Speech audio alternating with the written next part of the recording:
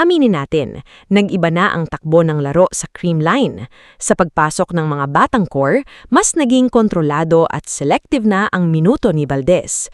Pero huwag kayong magkamali. Selective doesn't mean less impactful. Sa nakaraang 2026 All-Filipino Conference, napatunayan ni Alyssa na siya pa rin ang steady force ng Cool Smashers. Noong nawala sina Gemma Galanza at Pons dahil sa injury, sino ang tumayo? Si Alyssa. Hindi na siya yung player na kailangang pumalo ng 50 beses kada laro, pero siya yung player na magbibigay sa'yo ng puntos kapag clutch time na.